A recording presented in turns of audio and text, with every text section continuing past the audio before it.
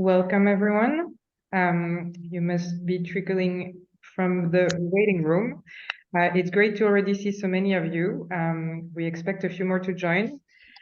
Today, we will be diving into how to make e-commerce more inclusive and in low and middle income countries. And you will be hearing firsthand from 5 of the largest and most inclusive e-commerce platforms in the developing world.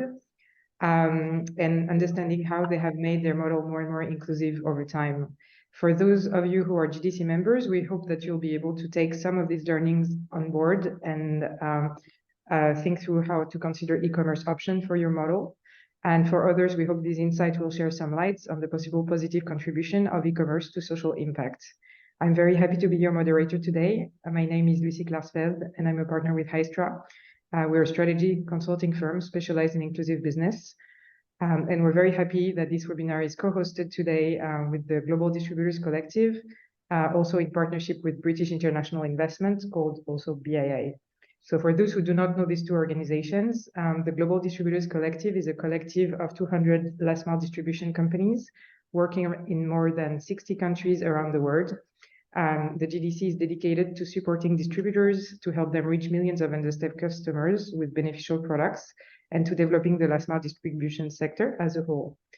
British International Investment, also called BII, is the UK's development finance institution and impact investor.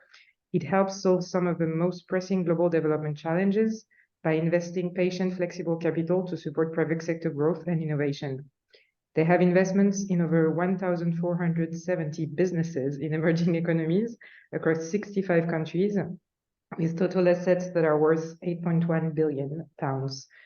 Thanks to BII for supporting today's webinar. As always, for you who are familiar with these webinars, please drop any questions in the chat box, and one of the panelists or the GDC and Hystra teams will answer as we go. We're not sure we're going to have time for Q&A today because it's a full panel, but any questions we don't manage to answer, we will try to respond to offline. So let's kickstart this hour by looking at the agenda briefly. It's pretty straightforward. I'll do a very quick scene setting of where the e-commerce sector stands today in developing markets. And then we'll have panel discussion with the speakers from 5 fantastic organizations: African Queen Limited, Copia, Frontier Markets, Jumia, and Yokobok. And we'll end up with wrap-up and thanks.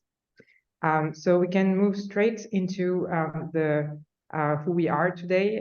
So you can see our 6 faces.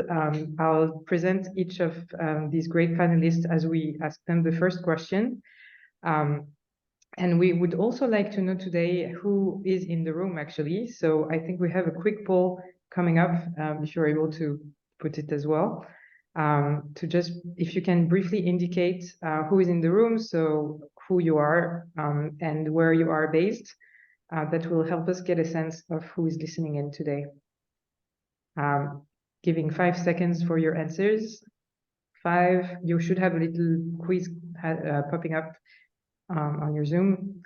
5, 4, 3, 2, 1. Let's go. Charlotte, do we have enough answers to have a look at the results?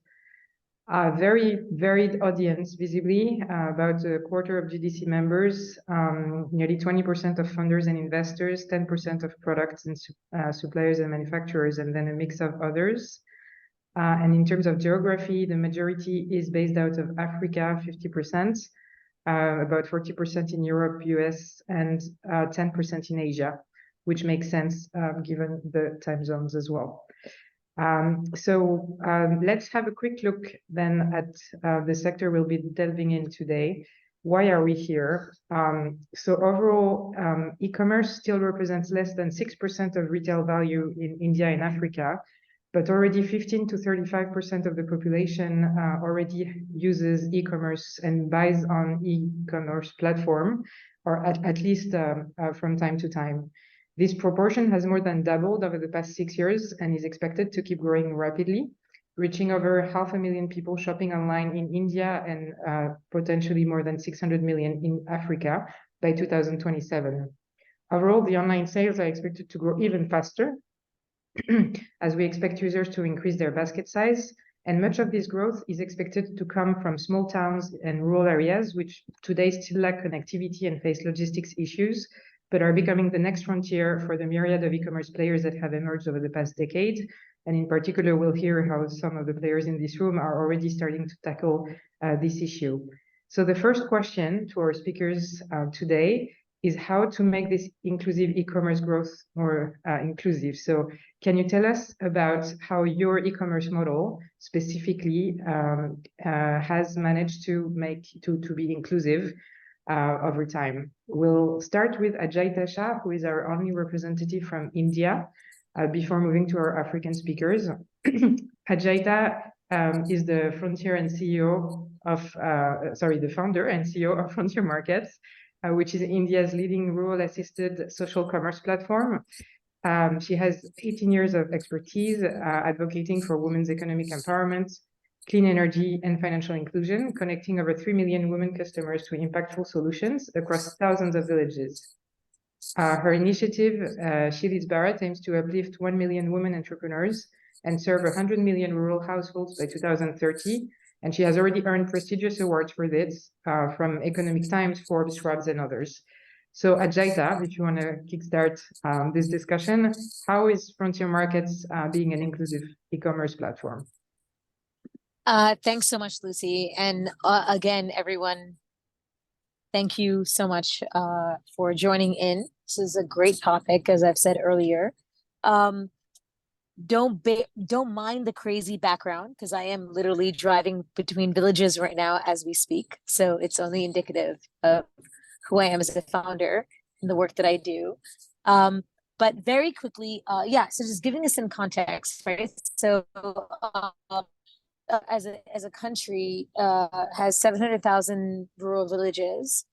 It has a population of 1.1 billion people. And if I think about last mile access, given the numbers and given the kind of participants on this call, we all focus not on the mass population, not the base population, but the mass population. So in India, it's 800 million people, these 700,000 rural villages, of where ultimately on a base level, we have a challenge when it comes to access to services. Frontier Markets today decided to bridge that gap by essentially creating a platform which is focused on women as becoming the caveats or the leaders or the facilitators in a village, who are essentially using our technology, which is technology that we created a couple of years ago with these women, to be able to address how might we better, A, understand who these rural customers are, B, be able to understand how we can bring in, as a platform, driving better solutions holistically, and C, making sure that anyone in the value chain is earning real income at the same time.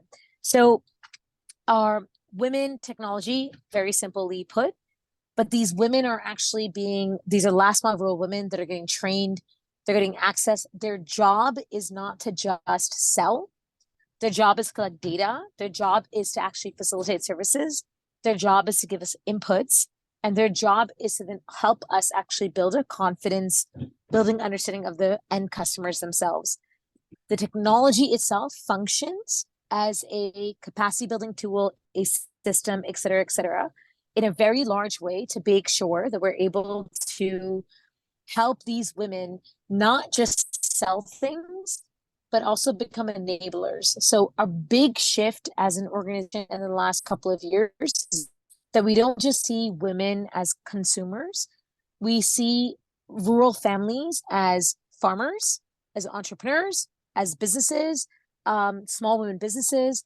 And so today the platform functions to be able to facilitate all kinds of services. So everything from like digital payments to e-commerce linkages to agri services to training opportunities to healthcare interventions, etc. We are very inclusive in the way that we operate because we obviously only focus on last mile rural with women entrepreneurs.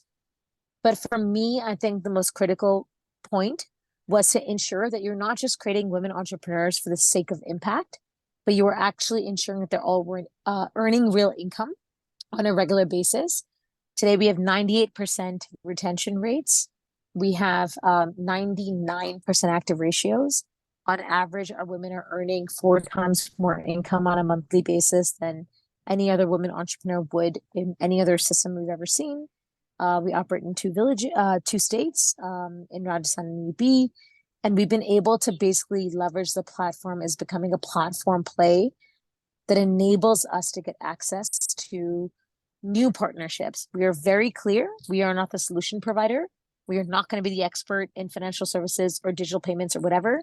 However, what we are very good at is making sure that we can create a pipe and connect to the end customer. So I'll just stop there. Thanks a lot, Ajaita. So great description of your model and how women are a key part of it. We'll come back to that after the presentation from the other speakers. So we'll move now a bit west of India to the east side of Africa with Copia and Tim, who is the CEO of Copia Global.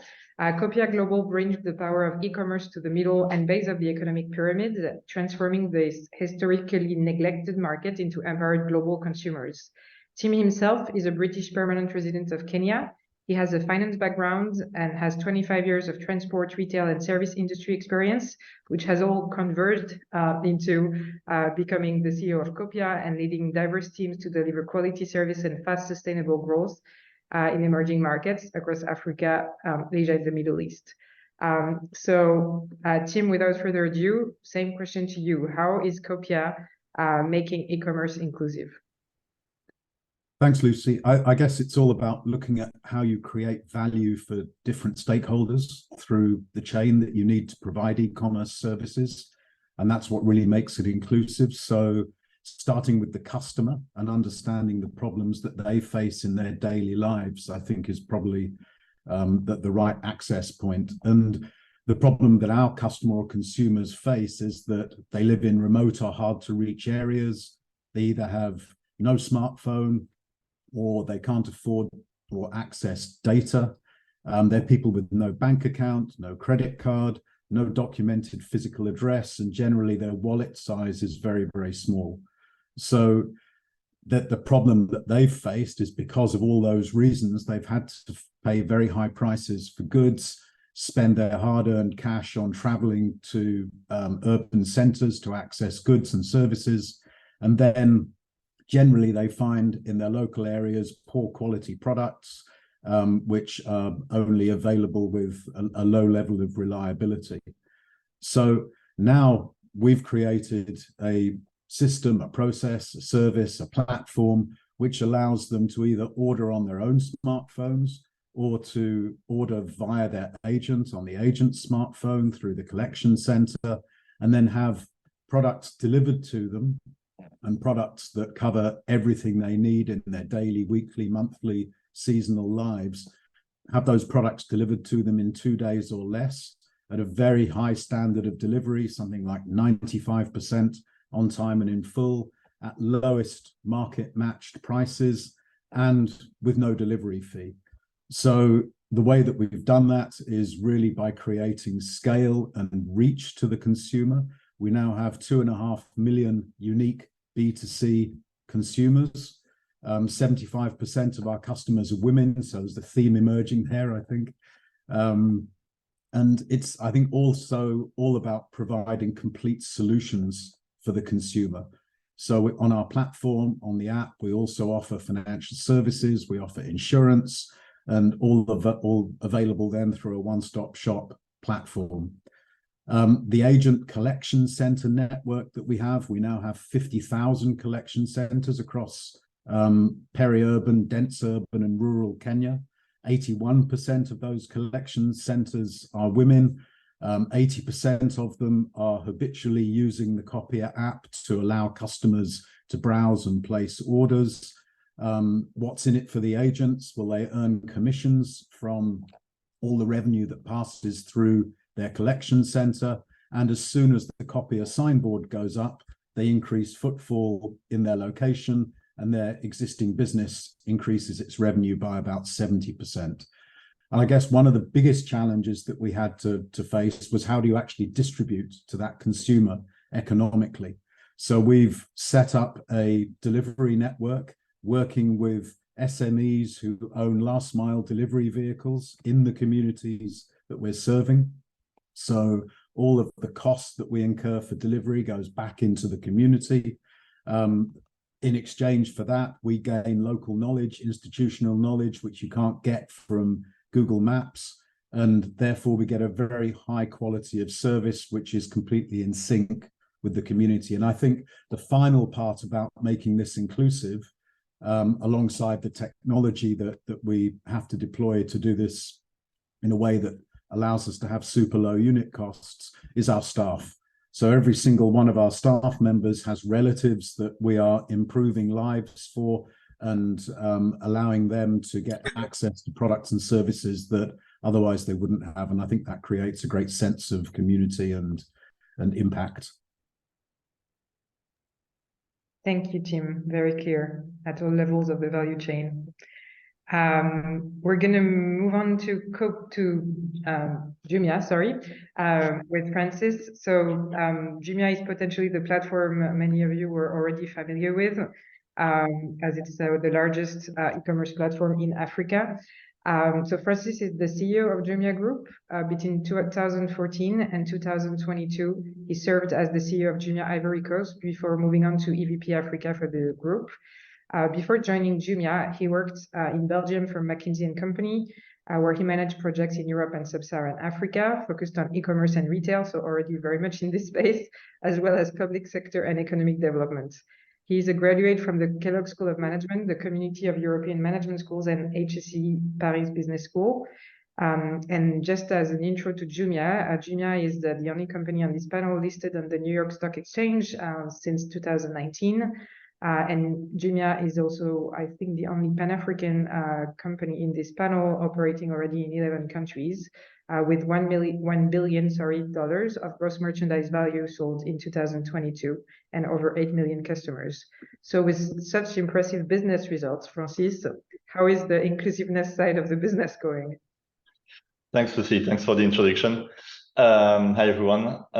So if I walk back a bit through the story of Jumia, it started like 12 years ago as something very basic. We were basically purchasing goods from big distributors or even importing them and selling them and distributing through big 3PLs. So definitely not something extremely inclusive.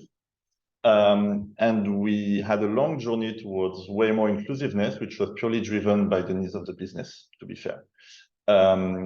As we needed to build a better coverage of the market, get better supply, we started to heavily decentralize the way we operate.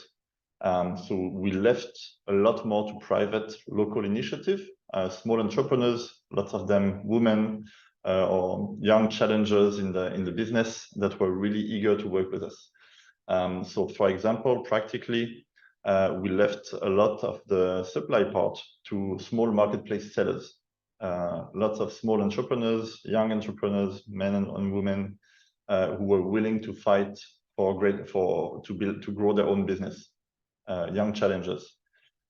We left a lot of the distribution topic, the logistics part, to small 3PLs, small entrepreneurs who sometimes started with one bike or one small pickup station, can be held by men or women, who were agile, hungry, and able to grow in communities where we didn't really have a foothold, and enabled us to really improve our reach across the countries.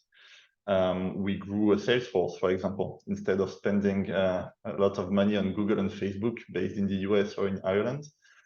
We started spending money on local sales force. Definitely in the same case, young, local, not even entrepreneurs, individuals who became entrepreneurs in the process and who had much better understanding of the markets and the communities we were targeting. And all that was absolutely required for us to grow. So it made sense for the business, and it made us also a way more inclusive business in the process. And it was way more impactful than trying to do everything ourselves from our main office in the capital city.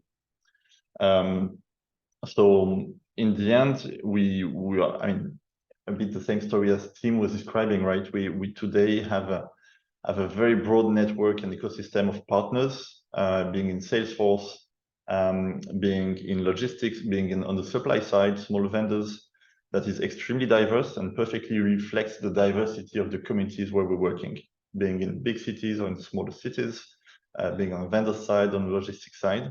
And it's really a strength for us to reach out to our customers and to understand our markets. Thanks a lot, Francis, for this short history of Jumia and a very interesting move towards more inclusivity, just to be more local as well. Moving on to Laurent, the other side of Africa compared to East Africa, so West Africa and Senegal with Nyokobok, which has a slightly different model and another way to approach inclusiveness. So Laurent is the founder and CEO of Nyokobok, an online retail company based in Senegal. Laurent started his career in FMCG companies operating in frontier markets at Pernod Ricard in Cuba and Unilever in Mozambique. He was also a consultant at Bain and Hystra. Actually, Laurent was my manager 13 years ago. Hi, Laurent. He's now a graduate. He's also, a graduate from HEC, Sciences Po, and LSE. So, Laurent, moving from consulting at Hystra to Nyokobok, how have you built an inclusive digital and e-commerce model in Senegal? Thank you, Lucy. Can you hear me? Yeah. So we started Nyokobok really with a vision of impact, but I think the journey is exactly the same but what Francis could describe, and I think impact and business really converge in our market. So for the last 10 years, we've allowed the Senegalese diaspora to order food products for families back home. So typically our customer is in France and she wants to support her family with food rather than cash. So with our platform, she can order food. And so she thinks she's more trustful and she increased her contribution to her family by at least 30%. And we have served 100,000 families like this in Senegal.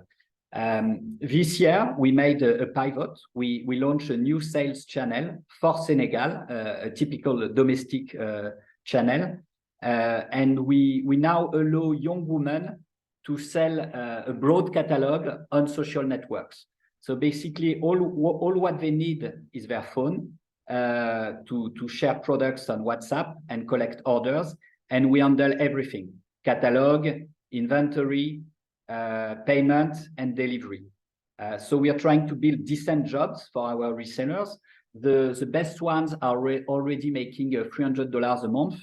And we provide training and progressive social welfare.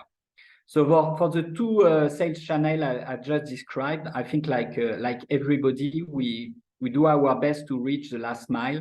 And for this, we work closely with the informal sector. So to give you an idea, a parcel can be handled by 4 different intermediaries before reaching the last mile, and it works perfectly.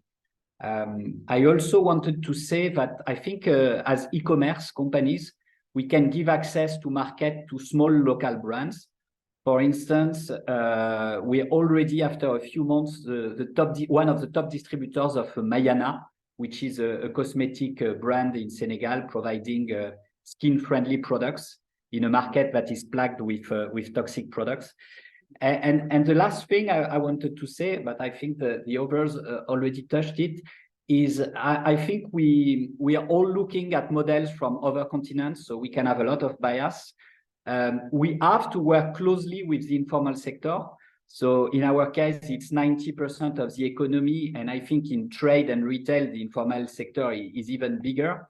And it's an opportunity, but it's a massive challenge to work with the informal sector for cultural reasons, for organization reasons, for very concrete and practical reasons like tax, because we have to play with the rules and to pay tax. So we have to find solutions when we're working with informal players. I think this is very important.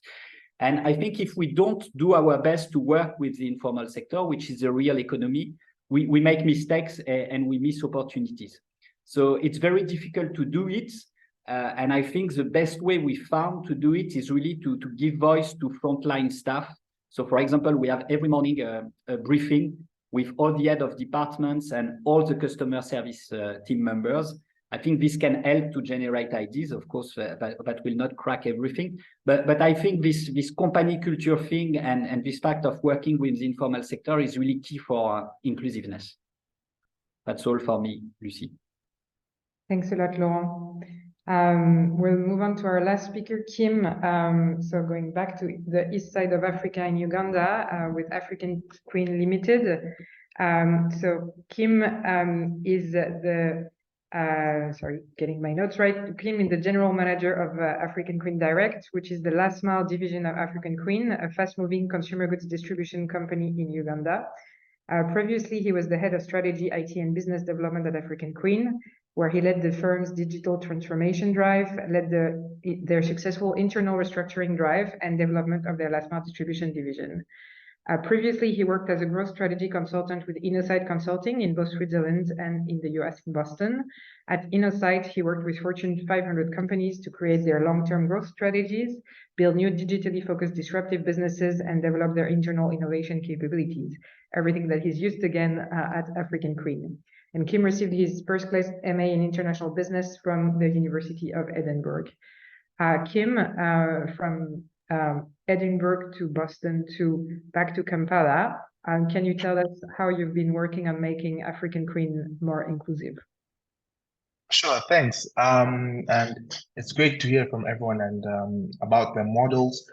I think on our side it was a little bit different because we already had a core business that was doing FMCG distribution across Uganda called African Queen.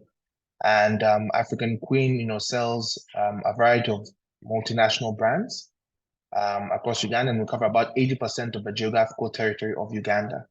Now, the biggest change for us came obviously now during COVID, where the big question was, okay, look, how are we going to adapt? Because in Uganda, the movement restrictions were very intense, where there's some people who weren't able to drive their cars for almost a year. Right. And so it meant that the way that consumption happened, it stopped being that I'm going to drive to a supermarket or I'm going to drive to a town center or get a taxi there. It's now I'm going to start consuming much more locally. And so that's the birth of AQ Direct.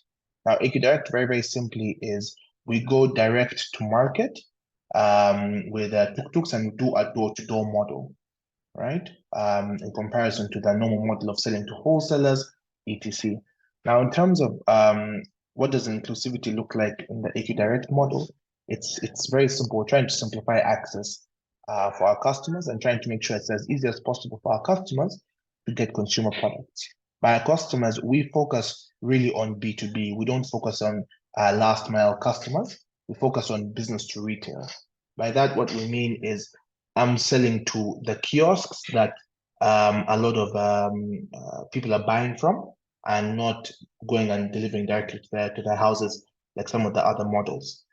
For us, in terms of inclusivity, one of the biggest things was really around trying to drive our reach to the smaller kiosks.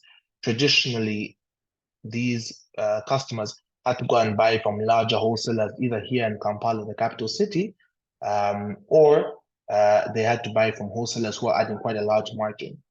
Right. And also during COVID, a lot of these wholesalers shut their doors. Now, for us, it was a little bit different. So we said, you know what, let's continue operating during COVID, but let's just make it as easy as possible for these customers to continue to get the product. Now, it became easier for number one, for customers to get everything from pens like, this big pen here, to soaps, to toothpaste, to juice, to toilet paper and tissue and kitchen towels and the rest. So now we started providing these to customers directly. And before, where a customer maybe would only be able to buy, let me say, a big pen, we're able to also increase the range so they could start buying both a big pen and a shaver as well, right? And they're able to keep a larger percentage of the margin now, and so the product became interesting for them, right? So door to door in terms of the tuk-tuks going to all of these smaller customers, which are off the main towns and the main roads. That's number one. Number two, we're able to help them increase their margin structures as small shops, and also at the same time increase their product range. And then also, one of the most interesting things that we found was really when we came to a small shop level, a lot of these were managed by females. entrepreneurs. And this really became the bedrock for a lot of homes during COVID, and I've continued to do the same for people since. Last thing is around access. We created a model which isn't just kind of like an online app. Similar to Laurent's situation, Uganda, 90% of our market is informal, right? And our internet use isn't the same as some of our neighboring markets. It's not as high, right? What we call the effective internet use, not just I'm able to have Facebook, but what can I do past that? And here in Uganda, it's about anywhere from 26 to 30% internet usage. And for business, that comes down even lower. So what we did is we implemented an omni-channel model where we had on one side what we call our direct sales model, where we go with our tuk-tuks direct to all of these small customers, and we open up these customers, and we've been able to do a couple thousand retailers, and we sell to a few thousand retailers every month. Number one. Number two, we're able to use more local style reps. I think somewhat almost similar to the Jumia model, but a little bit different. And the real thing here is around how do we make e-commerce real for people? Because a lot of people don't know how to make orders using their phones, especially people in these peri-urban and rural settings, right? They want to have an interface with someone and discuss and say, hey, look, I have this water for you, but I can also give you this. Or I think you should choose this because it's going to sell faster for you.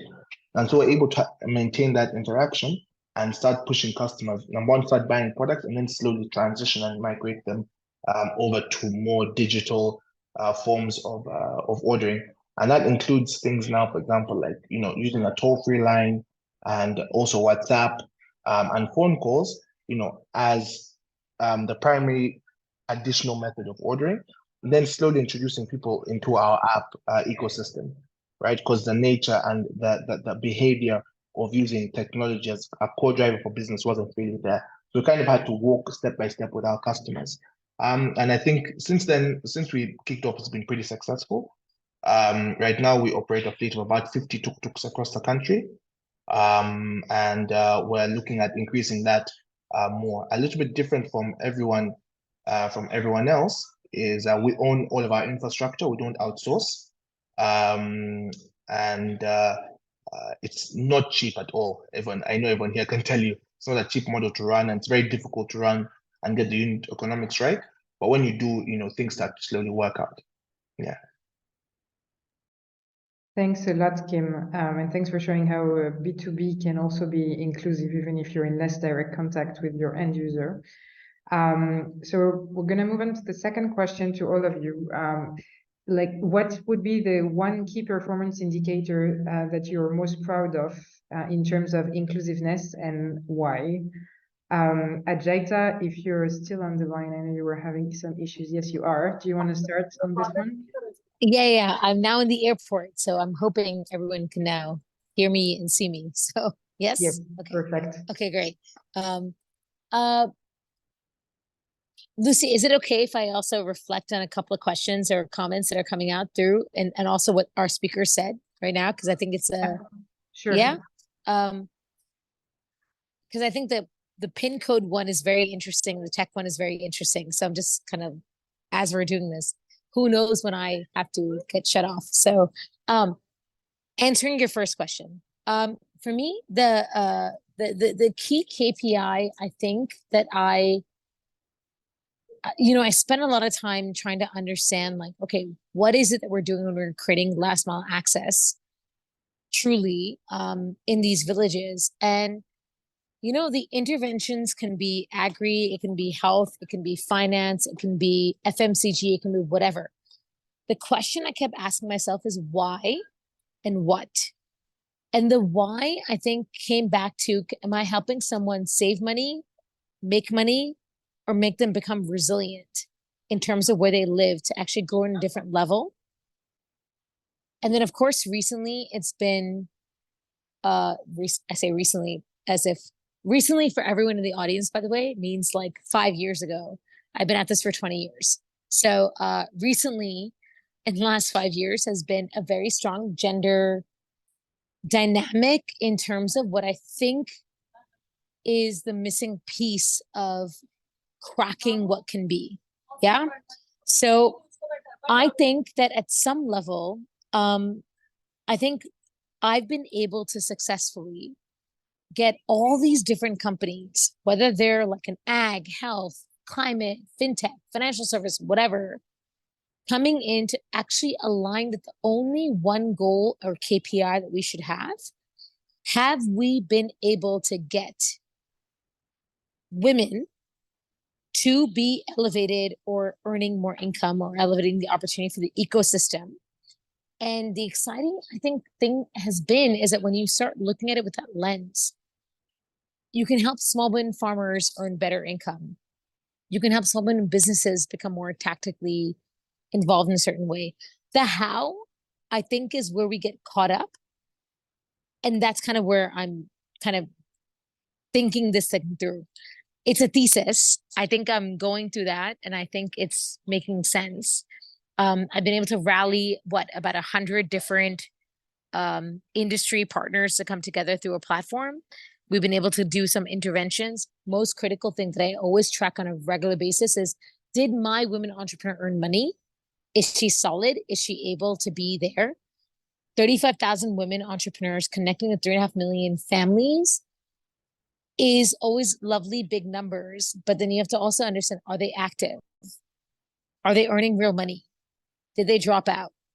And I think that for me has been a critical point that I think as I've been planning building on.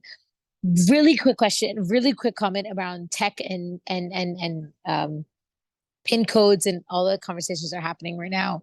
Is that I think all of us as access companies have actually truly been trying to crack this. I would honestly bet this with everyone on this call right now, in all the different countries that they're operating in, they know pin codes, they know access to delivery better than anybody else does.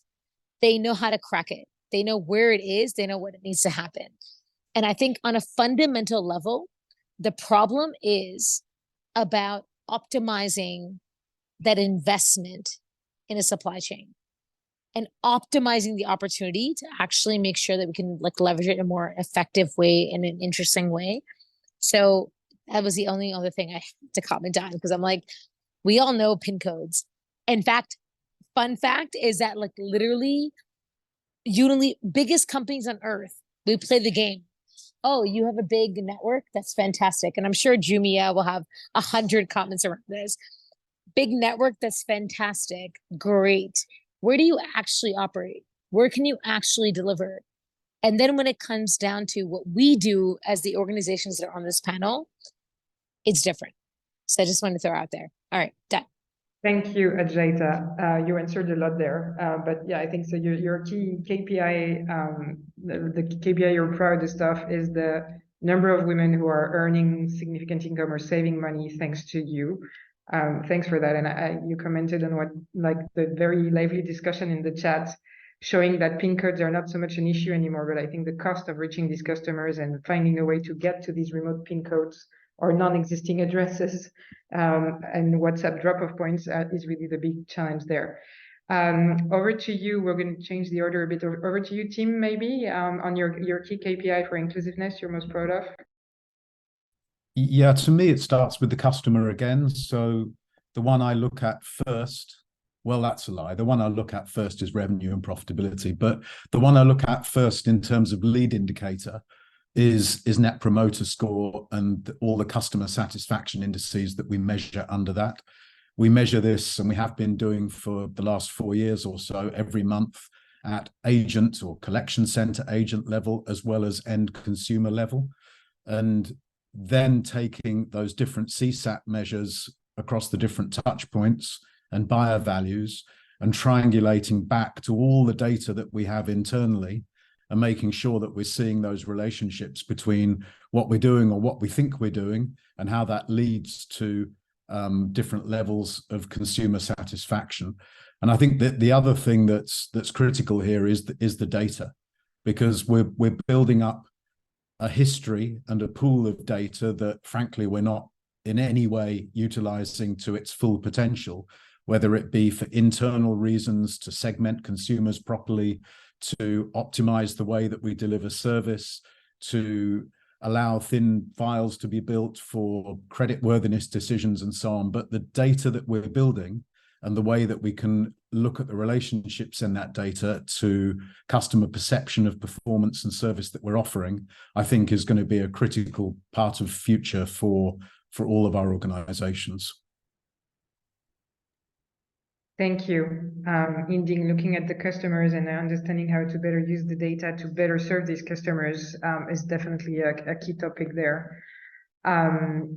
Maybe Kim, this time, Team Kim, you have similar names. Kim, do you want to be next on your KPIs for inclusiveness or inclusivity? Sure. For us, we break it down very simply because at the end of the day, we're here to provide a service, which is making sure product A gets to my shop as soon as possible. It's as simple as that, right? Everything around that is just nice English, right? At least the way we see it. And so for us, it's really two very simple KPIs. It's around the OTIFNE, so making sure that the product gets to the customer on time, in full, with no errors. That's the biggest thing that we focus on. And number two is around the growth of our customers, meaning since I'm tracking each customer, as the customers have their orders in a month, have they grown from $100 to $120, or have they gone from $100 to $80, right? And understanding that at a little bit more of an in-depth level to understand, okay, look, if this person's ordering is going down, why? Is it because I'm giving them products that don't work for the area that they're in? Are there other things that we can support with? And that now supports in terms of growing our larger business at the end of the day. But just understanding those two things. Am I fulfilling their needs the way I need to? And number two, am I supporting them when the products now do touch their shelf to make sure either that they're selling out, or I need to maybe change the products to make sure that they're getting the right assortment to be able to, to release their income, to release their cash, right? Because that's what our customers look for at the end of the day, at least in terms of on the B2B side, not B2C side. Yeah. Thanks a lot, Kim. Laurent,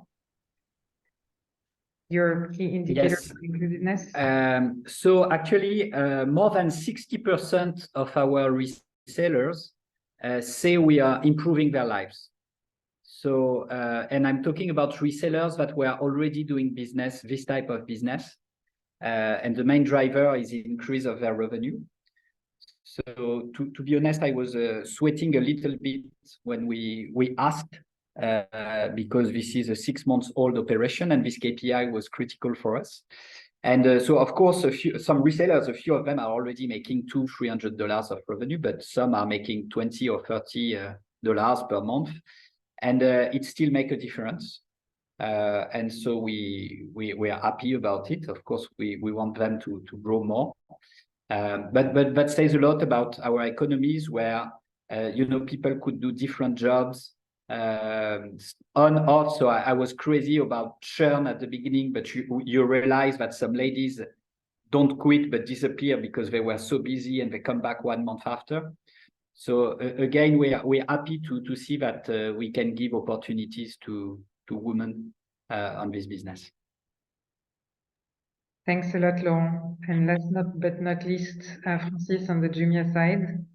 Yes, thanks, Lucy. So I'll be looking at it in two different ways. So first, looking at our ecosystem of partners, what matters in the end is that they make money. If they don't make money for us, they will just walk away. So that's churn, or something like churn.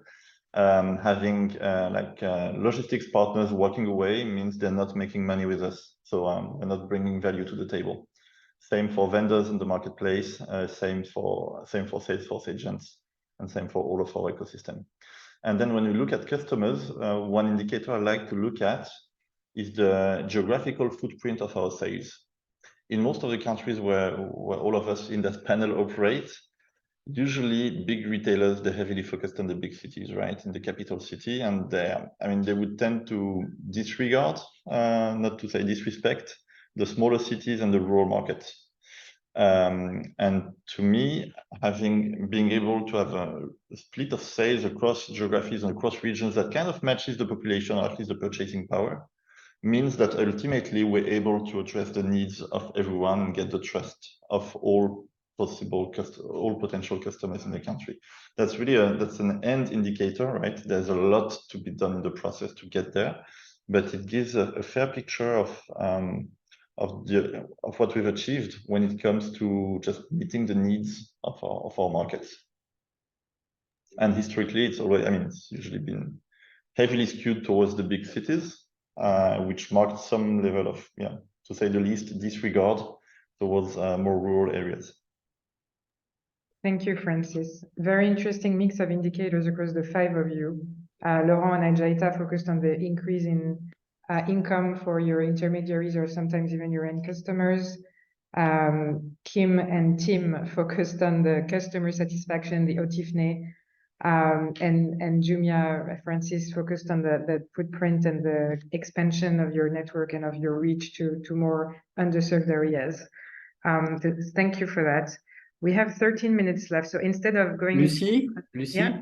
Sorry, I don't know how to raise hand in Zoom. I'm used, so I did it. But to build on what Francis just said, when we launched our social selling operation, we decided to focus on Dakar and suburbs because it was supposed to be the low-hanging fruit.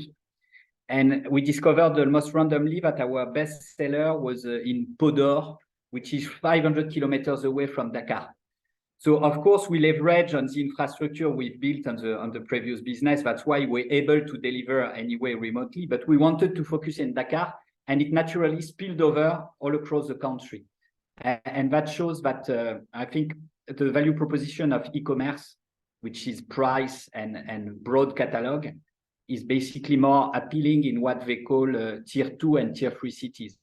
So I would be cautious when talking about rural areas, because you have different things. You have the real rural areas that are very costly to deliver. And when we do that ourselves, we subsidize it heavily.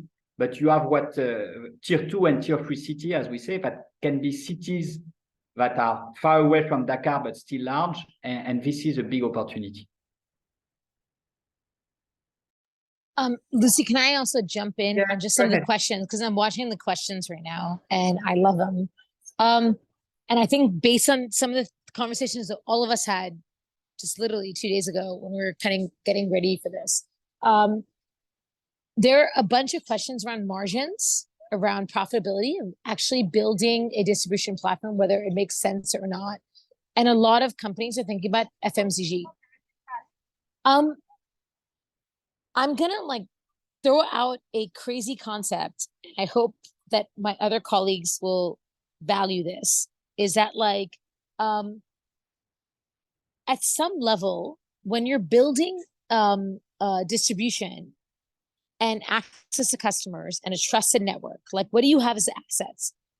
The end customers trust, the active person that is actually doing whatever it is, demand generation, sales, whatever it may be, and maybe logistics and fulfillments. But if you're owning that at the last mile with tech and data that can stream, can we understand it unlocks bigger opportunities? Can we understand that it actually enables us to become a powerful force to a structure that actually doesn't exist in a way that even the biggest brands understand? I'm looking at the FMCG conversation and I'm saying, in India, to put this in perspective, we had to do FMCG because of COVID, because there was a lockdown, supply chain issue, and someone made this comment. We were the first to be open within a week. Don't mind me being in an airport, but ultimately, it is the most non-profitable, horrible thing that we could have done if that was the individual thing that we did. Because guess what? Rural last mile people are not looking at brands at all. They will not buy a Unilever or any of these other brands. It's an entire other industry of the world. Elephant in the room. All of us are friends right now that are not. We're all access companies. And I'm telling you that we decided to shut it down. But then when we suddenly built an asset which was tech, data, systems, and bigger stories, all of a sudden, these big brands were ready to pay us to get that shift to happen because they had no idea what their customer insight was. So I'm just throwing some logic and things out there to kind of go, all of us that are coming in, can we start understanding the value of our systems, our technology, our people, our networks? Because we're working really hard and we're trying to build very different systems in place. I just need you to see that I have a little girl that's like literally staring at me right now while I'm in the airport. Hence the distraction. But less than 3 minutes, hopefully, Lucy. But I just want to put it out there, just kind of respond to some things. Thanks, Ajay. Yeah. Actually, perfect transition to the last question I want to ask you. Sorry, Lucy, I just want to add very quickly onto Ajay's point. Kim, I completely agree. Kim, can I just one thing? Because yes, I want you to say what you want to say, but just at the same time, there's been indeed a lot of questions in the chat on that profitability aspect of things. And can you share, maybe also in your answer, how you've been able to think through these additional potential revenue channels that you could leverage because of the infrastructure you've built? Just like Ajayta was saying, FMCG companies are now eager to leverage what they've built for marketing. Like what is it for African Queen potentially that could be your next revenue source thanks to your assets? Over to you. Sure. So I think maybe just to very quickly add on to Ajay's point, I think number one, the when it comes to FMCG, the market is brutal, right? You are not going to enter the market with some nice tech and think you're going to win the market, or even with money, you're not going to win the market, right? There have been so many players playing in the industry for so long across a lot of different products, and a lot of the time, someone will come in and try to play, like, let me say, in cooking oil or bar soap or whatever it is. These are things, or water. These are things that have value chains that have been built over years and years, and all the extra margin that was available has been squeezed out of them. So on your side, if you're coming in to play in that industry, you have to be coming in to either create a bigger market for someone, kicking out an old established player, and you have to have one hell of a right to win in beating that player, because a lot of the old established guys, there's a reason why they're still there, right? Especially when we're now looking at the last mile, right? Or you have to be providing a better service to the end customer. There has to be something that you're doing there to win in FMCG. It's not just about having some nice tech and 1 or 2 vehicles and you think you're going to win. It doesn't work like that, at least from our experience in Uganda, right? And I'm sure maybe the other players the other panelists will say something similar, and they've seen something similar happening in all their markets, right? So that's number one. Number two, in terms of on my side, yes, we've been able to build up quite a lot of data, and the key thing around new revenue streams, we have looked at a lot of different ones. One of them, Tim spoke about earlier, which was about trying to win at the financing angle. That is one of the things we're thinking about. But the thing is, it is very difficult. It's very, very, very difficult to do and to do properly. And so that's one of the things we're looking at. And then also, we can always add on new products and make sure that we own and we're winning at the outlet level as the first thing. And then number two, we can now look at these periphery places that we can grow further, because we do have our large catchment of customers that we serve. And the biggest things around really growing the numeric and the weighted at the same time. The number of customers I serve and the depth of the penetration I have in the outlets. That's number one. Then number two, the additional revenue streams come second. Because sometimes the additional revenue streams become like a shiny gold mine that you run to, but you kind of leave the well that you already have on this side as well. Yeah. Thanks a lot, Kim. Tim and Francis, the 2 minutes each, last word on how do you see the other opportunities in terms of maximizing the revenues from your assets? Tim, do you want to go first? Yeah, I can do. I mean, I sort of go back to what Kim said, and I think you've got to stick to the core of what your customer needs before just layering on things that look like they're going to be great and successful. There's really got to be that product market fit for every product or service that you put in front of the consumer. But there is absolutely no doubt that the consumer that we serve has very little access to financial services. And one of the reasons is that there's been very little data on which to base creditworthiness decisions. With the way that we operate, with being genuinely B2C in that consumer segment, that now starts to change. And I think the appetite of finance partners to now utilize the reach that organizations like ours are creating to that consumer does present the opportunity to give a genuine one-stop shop for product and finance. Thanks a lot, Tim. Francis, on the Jumia side? Yeah, I think the diversification and monetization question comes back very often when we talk about e-commerce, because we see the examples of way bigger and way more mature players in way more mature markets. So for a player like Amazon or Alibaba, it only makes sense to go into financial services or logistics or whatever. For our African market, when we look at the penetration ratios that we have, it's still very close to zero, if not zero. So there's already so much more that can be done just expanding e-commerce. And we now live in a world of limited resources, unlike the past 12 years. And I think it's very important. I mean, on our end, at least at Jumia, we really chose to focus on the core of the business and acknowledge the fact that there's so much more that we could deliver and sell within the core business. So many more categories that we could serve, so many more cities and regions. So basically, just the basic good old e-commerce for physical goods could be way bigger across the continent, and that's already quite a big step. And before building more stuff on that, that's step one, right? You need scale on the core business. Then there are lots of businesses that make sense, that have real synergies, like advertising, data management and advertising for brands, logistics services that will have very strong synergies and so on. But I think we're still at a stage where the core business needs to be way bigger across Africa when we talk about e-commerce. So it enables us to build side businesses in the future, but not there yet for most of the ecosystem, I would say.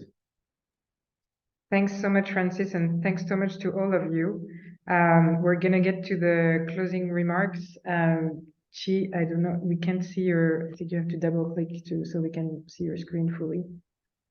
And I leave it to Charlotte to run us through the final steps. But yes, thanks again so much to our panelists. Thanks to BII also for funding this work. And if we can't see your screen for some reason, let me try to show mine otherwise. No worries. I think we can do this without the slide. Not a problem. Right. Go ahead, Charlotte. Thank you, Lucy. Thanks so much for such smooth moderation today. And also thanks to BII for all your support. But inevitably, the biggest thanks go to our panelists. I definitely feel like I learned a huge amount in the last 60 minutes and I need to go away and digest. We really hope that everyone on the call today will feel the same. But I'm just going to launch a poll for you. So we would love to hear more about what you think in regards to today's session. If you want to share any feedback on what we could do better or what you particularly liked, please feel free to drop notes there as well.